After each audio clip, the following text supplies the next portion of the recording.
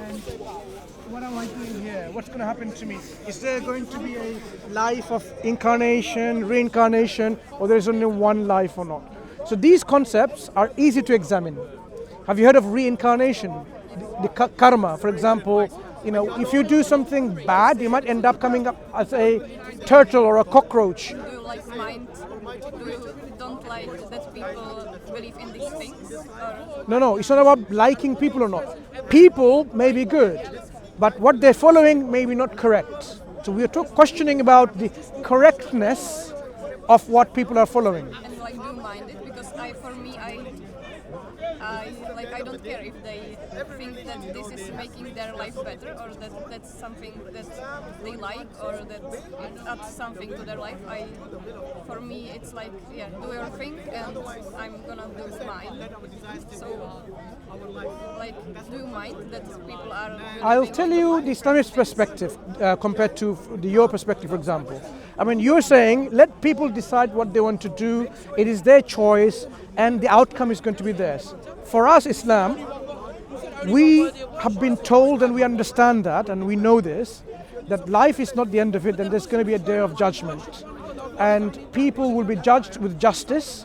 And some people, of course, because they have abused their free will, not exercised it correctly, they did not worship God as He should have worshipped, they did not fulfill the obligation and the purpose of life, they would end up in a very bad place of punishment. Can I ask if the person is really good and he loves his family and do good things and doesn't know Quran, then he's gonna end up bad because he didn't know it? Very good question. The question about someone who doesn't know and heard about Islam but still tries to live a life of goodness, righteousness, life of empathy, sympathy, goodwill, all the things that we understand what is good and virtuous, right?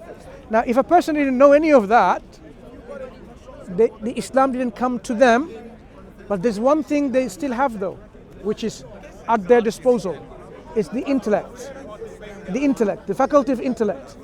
This intellect they can use to filter out and come to the conclusion whether there is a creator and how many creators there are. If they did not use their intellect properly, they will be questioned.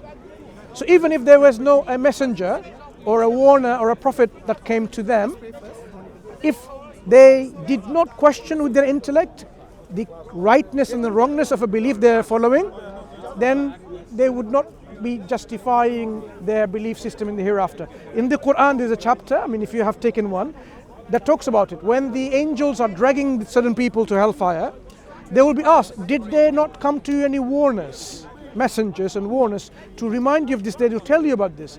They will say, yes, of course they came, but we belied them, we denied and we rejected it.